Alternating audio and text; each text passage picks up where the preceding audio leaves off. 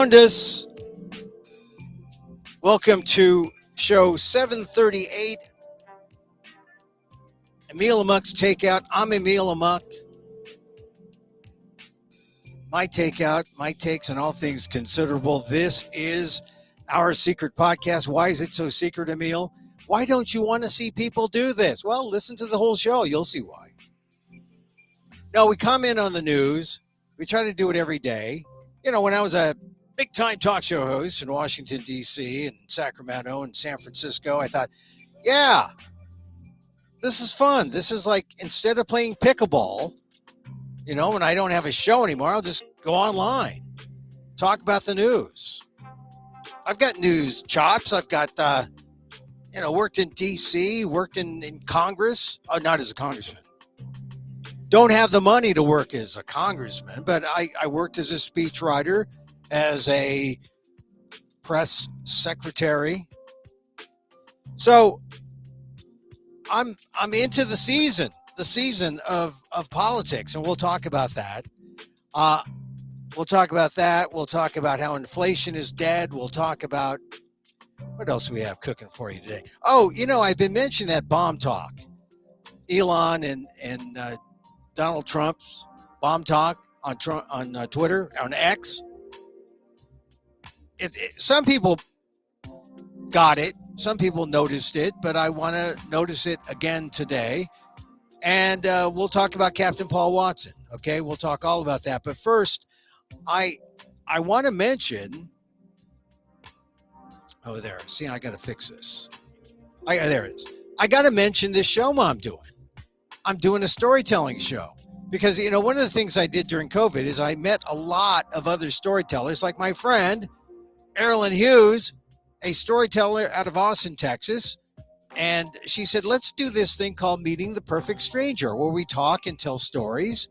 And the way she puts it, it's like two distinctly different perfect strangers meeting for the first time face to face after developing an unlikely relationship online. Our friendship was forged at a, shall we say, a number of storytelling sessions with the great monologist, or as he puts it, the monologist, Mike Daisy. We took some classes, some studio classes, which are MFA level, as Mike would put it, but you know, you don't get a degree from me, he says. There will be no certificates, but we did the work, and we've been through at least 2 or 3 studio sessions with Mike, as well as some other courses. So we have developed a storytelling relationship, and we've never met. I mean, remember, we did most of the courses during COVID, and now people are traveling freely, even though now the World Health Organization said we got a new thing to worry about, Mpox or something. I'll talk about that a little in a second. And we've got new variants for COVID developing that aren't covered by the current vaccines that you can get now aren't covered. I mean, they don't cover the new ones. So all the suggestions that I'm reading in the Post and the Times suggest that you better wait till September, because there'll be a new vaccine, and that vaccine will take care of all the new things that are coming up. Anyway, so I was, Erin and I met in storytelling class with Mike Daisy, and when we ended the last class, we thought, hey, wouldn't it be neat if we just got together and we told stories? And so, so Erin, my friend, said, okay, she knew another master storyteller, Ampi Garcia Crow in Austin, and she's going to introduce Erin, and then they're talking, and then she goes away, then I come in. They call me a print broadcast journalist, commentator, and humorist based in San Francisco. Or outside. San Francisco's easier to take when you're outside. You can be objective about it. So Ampy talks to me, and then we meet, And more stories ensue. Doesn't that sound like fun? Hey, the live show is at Unity of Austin, September 3rd. So you can have your Labor Day vacation and then come to Austin on Tuesday. It's in a nice part of Austin, not downtown, but off there by West Highway 290. 7 p.m. behind the gas station, they tell me. The show in front of the gas station is not going to be ours. That's someone else's show. And he may be looking for a bigger handout. But we're looking for just donations, $25. No one will be refused. You will not be refused until we can make up an excuse. But you will not be excused or refused. $25 or any donation. There's your scan. Scan that. Scan it now. I think it's a selling point to say the parking is free. I mean, anytime, look, this is a virtue in California. You mentioned free parking in California, people say, I'm there. I am there. Parking? Oh, I am there. That is a quality that if you're speaking to a Californian, you got free parking? I'll be there. Now the next step up is, you got someone to drive me? I mean, I got my car, but you got someone to drive my car. I mean, everyone has an excuse, but now this should be a fun time. So check it out. Let me see if I can get it full.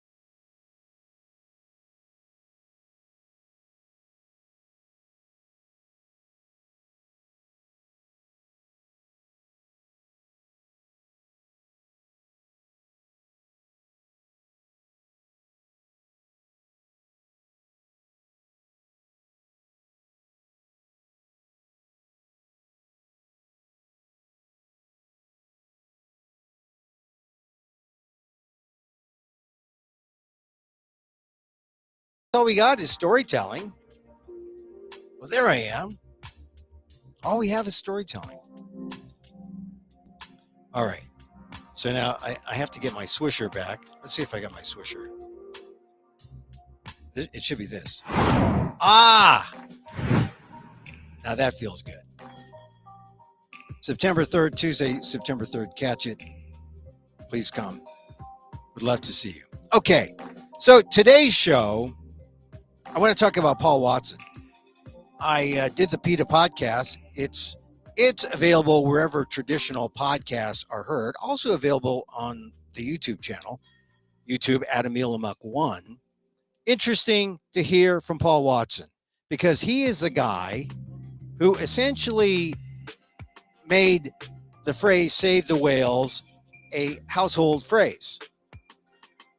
We know about Save the Whales because of the actions of Captain Paul Watson. In July, Watson was arrested by Danish authorities in Greenland as he was bringing his boat, an anti-whaling boat. He was moving across the seas into Japan, or that was his way to get to Japan. The Japanese requested that the Danish arrest him and are now ordering his extradition. Now, what is the deal? Watson was involved in anti-whaling activity that has, let's say, bothered the Japanese. The Japanese in 2014 have already been told by the International Criminal Courts or International Criminal Court in The Hague that their whaling activity is illegal. But like everyone else who's a ne'er-do-well, the Philippines, the countries in the Middle East, anytime the International Criminal Court comes down on someone at The Hague, the bad guys don't listen. China, the West Philippine Sea, what they're doing there, taking over land, squatting, and then not just squatting, but building air bases. So the ICC, you might say, doesn't have the kind of clout that it needs or it deserves. And that's why people get away with stuff, continually. They continue to get, to do all the things that they're exposed, that, when their activities are exposed. And it's up to people like Captain Paul Watson to keep it in public view, showing that, hey, here are Japanese whalers in sanctuary positions. It's illegal. Like I said, Captain Paul Watson is the guy who, he's the Save the Whales guy. And I posted an interview I did with him on the PETA podcast. But what makes it urgent today is that Japan wants him. The Danes have held him in a prison cell since July, the end of July. So it's coming up to a month, a couple weeks. Japan wants him extradited, and PETA is calling for Paul Watson to be freed. PETA and others, Jane Goodall, James Cameron, the film director, other people, you can get in on this too. Call your embassy, wherever you are. Call your embassy, call the Danish embassy, and tell them that Paul Watson should be set free. Listen to the PETA podcast and get the message from Ingrid Newkirk. She talks about him briefly. And then you can hear why Paul Watson was called, he calls his autobiography or his memoir, Hitman for the Kindness Club. What kind of guy would risk his life to save whales? Paul Watson. And now people who care about his activities, about what he's doing to save those animals, have to speak out to save him. Captain Paul Watson. Contact your embassy, contact the Danish embassy, and say that Captain Paul Watson, who is being held in Greenland by the Danish government, must be set free, should not be extradited, not for his heroic activities to save whales from the brutal, illegal whaling activity of the Japanese. Contact your embassy. Contact the Danish embassy. Save Captain Paul Watson. All right, so get that out of the way. I guess the big news today, I thought, well, is there enough to, sure, certainly there's enough to talk about.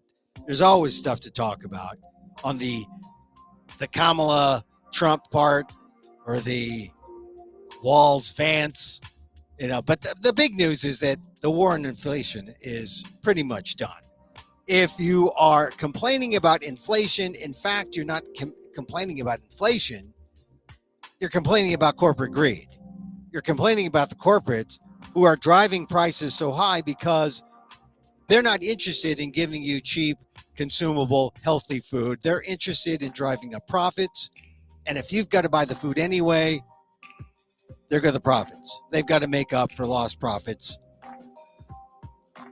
And, you could talk about the economics of inflation and, but the fact is people are still hurting from price hikes. But the fact is, the economic facts are that inflation has fallen below 3% for the first time since 2021. It's not the biggest danger to our nation's economy. Not by a long shot. First time since 2021. The biggest danger really is corporate greed. That's what determines the price hikes. Not so much inflation. So we've got this upbeat inflation data. By all the numbers, the consumer price index has risen only 2.9% in the 12 months ending in July. And the core CPI, which excludes food and energy prices, rose 3.2%. That's the smallest increase in 3 years. And over the last 3 months, core CPI rose 1.6% on an annualized basis. So we're doing better. We're just not feeling better because we don't know when the change has happened. It's so subtle, right? Because prices are high, so inflation must be high. No, inflation is low, prices are still high. Why are prices still high? Because the people who really set the prices, the corporates who own every part of the production chain, from the farms to the stores, jacking up the prices. So across the board, I noticed that prices for things like meat and fish and vegetables and fruit, that's up actually. So prices are higher. Some prices that are lower are dairy. But if you have followed some of the latest news that's out there, you don't need dairy. You can get by avoiding any hit in dairy prices. Actually, dairy prices are down, but you can avoid dairy just by going vegan. And just think, you can avoid the inflation crisis, avoid all the price talk, and be healthier. What could be better but to go vegan? So that's really the number one piece of news today. If you go to bed, see your wife or your spouse, you say, hey, inflation, it's down. First time in 3 years. Inflation is over. What are politicians going to talk about now? Really, when you think about it, Kamala Harris is going to have her economic policies out by the end of the week in advance of the convention. And she's trying to redefine herself faster than the Trump team. The Trump team's trying to point out, oh, look, she's changed her mind. Well, people are allowed to change their mind. J.D. Vance says she's just doing it for politics. Yeah, like you're not doing things for politics, J.D. Vance.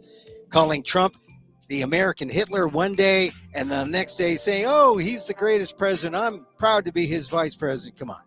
J.D. Vance has no credibility. Neither does Donald Trump. Because just as this news comes out that inflation is actually down for the first, lower than at any point in 3 years, Trump is still out there acting like, oh, inflation's so high. No, inflation is not so high, and neither is your IQ. All right, some other news that's worth talking about. On the presidential side, Harris now has the lead in critical swing states, Arizona, Michigan, North Carolina, Pennsylvania, Wisconsin, according to the Cook Political Report. Harris and Trump tied in Georgia, and the lead that Trump has in Nevada is shrinking. Maybe it's because Kamala Harris said, hey, I won't tax your tips either. Which is kind of BS. It's not BS because of what you think. It's not a matter of Trump says, oh, you're copying me. Listen, good solutions are good solutions. You ought to be glad that you can agree on something. Unfortunately, taxing tips is like a little minuscule idea. It's not a big idea. It's like, you come back from a battle, an economic war, and you're all bloodied up, and you say no tax on tips. That's like putting a Band-Aid on economic problems. It's the smallest of the small. It has really no bearing on the big problems. The big problems that you got to watch for are things like Donald Trump is for tariffs, which will mean an immediate 10 to 60% increase in prices, which is automatically inflationary. That's Donald Trump's economic plan. Kamala Harris, well, she's not for tariffs. What is she for exactly? We don't know. Republicans are saying, oh, she's not interviewing. She's in good time. You know, Kamala Harris may not be interviewing, but at least she's not lying publicly like Donald Trump is or J.D. Vance is. She's out there in all the swing states campaigning, and she will release, I'm sure, her economic plan in due time. But you can tell the Republicans are running out of things to say. They're saying, hey, please interview so we'll have something we can make fun of your speaking. We'll call it word salad. Please interview so we can make fun of you. Because now the only one speaking is Donald Trump, and there's more than enough to make fun of Donald Trump. I mean, it's not even fun. It's not even fun. What we're talking about with Donald Trump. Yesterday, in yesterday's show, you know, I talked about, let's see, yesterday's show is show 737. I talked about Hiroshima and Nagasaki. And that's because Elon Musk and Donald Trump in that Twitter talk were talking about Hiroshima and Nagasaki.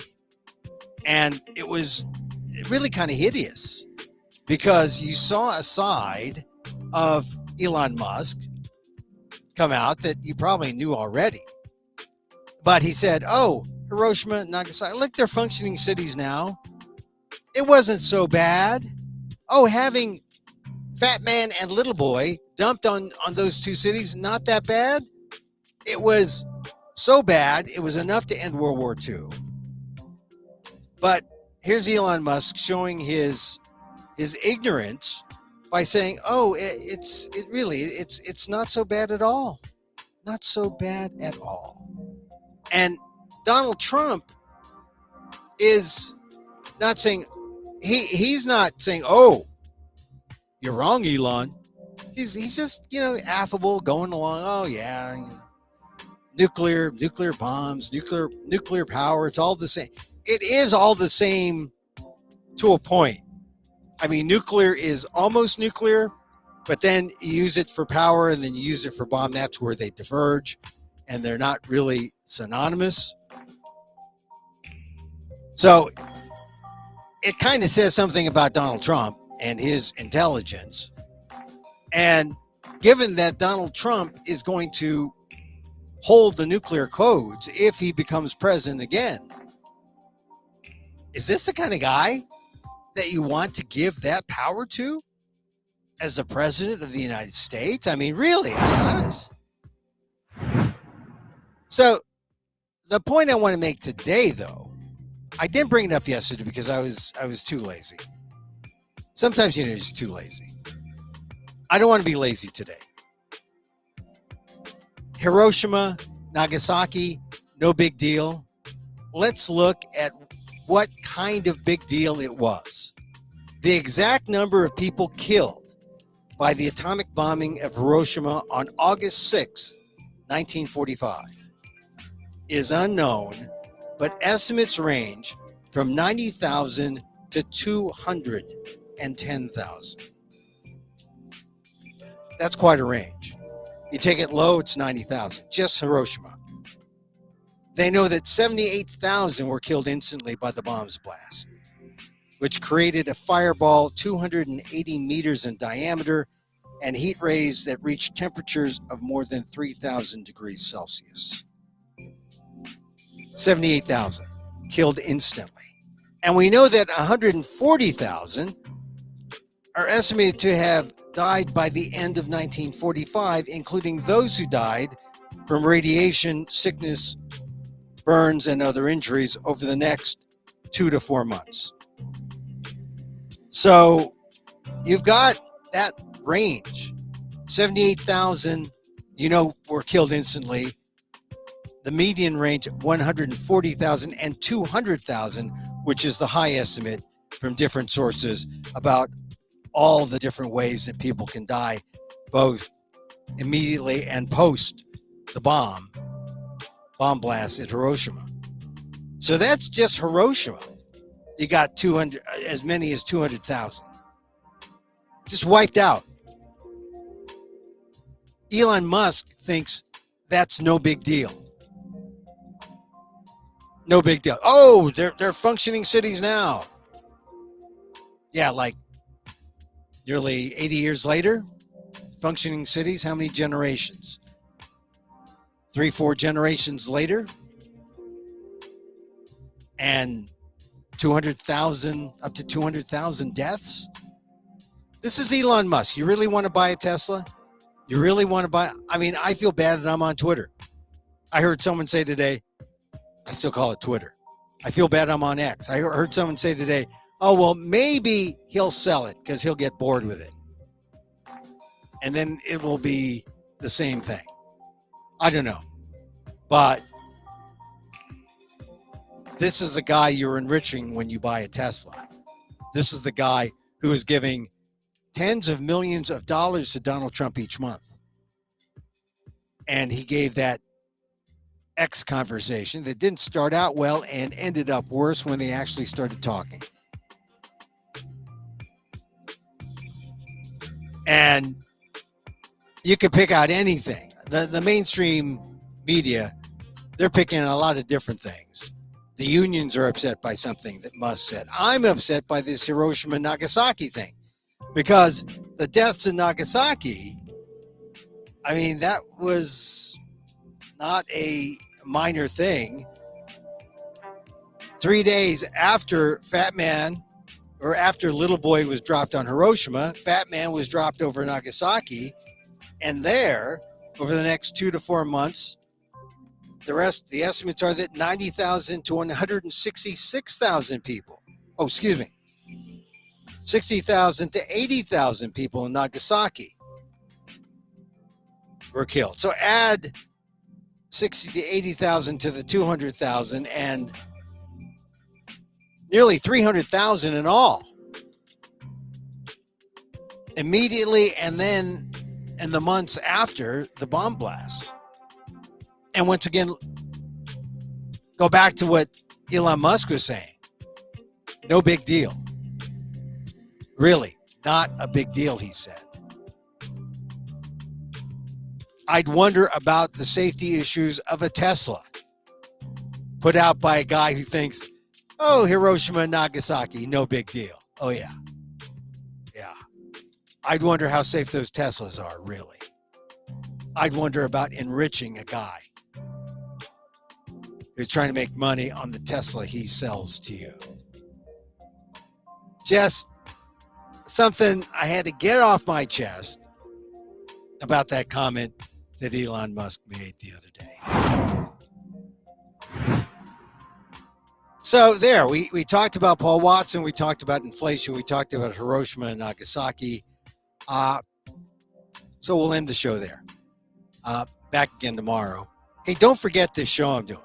And I'm doing it. Let's see, why am I doing it? People ask. I'm doing it because I have friends, and there you see the top part. You can scan that. It's September 3rd, Tuesday, September 3rd, Unity of Austin Church. So, it's a small, intimate gathering. And I'm appearing with my friend, Erilyn Hughes, a storyteller I met in the number of storytelling studios I did with the monologist Mike Daisy in his online classes. And so Erilyn and I thought, hey, let's put together a story about how we got to know each other through story and how storytelling is a powerful friendship medium. We'll share our tales, and it's a live show. Unity of Austin, Tuesday, September 3rd. Get your tickets. 7 p.m. Go to that scan, or I guess you can contact Unity of Austin. You can contact me at amok.com. All right. If you say, come on, Emil, you weren't that clear about tickets, but you did hammer that free parking. Yes, of course, because I know it counts. I know it counts. Free parking counts. It does. It does. All right, there I am. So, all right. So today I'm going to do some stand-up somewhere, and later on tonight. So it's good night. Listen to the PETA podcast, wherever you get your podcasts, that we put out on a regular place, because we want you to know about animal rights. You know, I was listening to something today, another podcast, and they had no clue about what PETA does. I mean, they said, oh, aren't they like one of those radical organizations that, no, they're not. And they mentioned some other organization that got in trouble for some kind of bombing. Is that PETA? No, that's not PETA. And then they said, oh, well, maybe. And then someone said, oh, well, PETA does something. I'm just the amount of wrong information about PETA was astounding. Although they knew PETA exists, and they knew the basics. PETA loves animals, and they exist, and they try to stop the people who do ill toward the animals. And I'm talking about Japan. I'm talking about their new whaling vessel. They're going to go into those same waters that was deemed illegal, an illegal activity by the ICC, the International Criminal Court. One of the protesters, Captain Paul Watson, was on his way to stop it, and then he got arrested because Japan reached out to Denmark. Denmark stopped Watson in Greenland, and now Greenland is holding Watson in a remote prison there, has been held for the last 3-4 weeks. They want him extradited to Japan, and PETA wants a friend of the animals, wants someone who he pretty much put the phrase "save the whales" on the map. PETA's calling for his freedom. Contact your embassy. Contact the Danish embassy and let them know that Captain Paul Watson should not be extradited to Japan and must be free.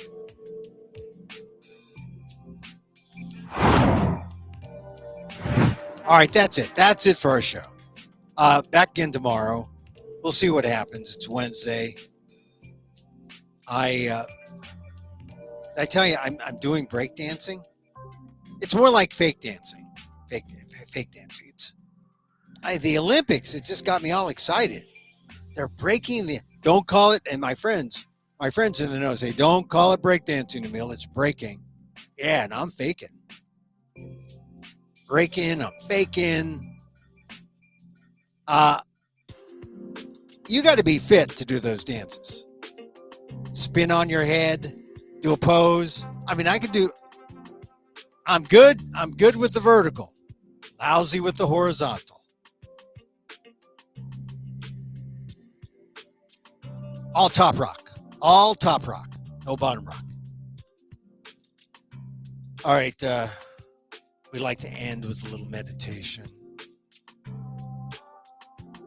Meditation saved me. It has. No customer service agent on the phone is safe if I'm angry. I mean, that really is it. There's something else. Meditation has saved me from unleashing on them. So I thank meditation. And it's really the loving kindness meditation. You know, the more you send it out, the more it comes back. The love. And so, as I wish for me, I wish for you. May you be safe. May you be happy. May you be healthy. And may you live with ease. Emil Guillermo here. Till next time. Mahal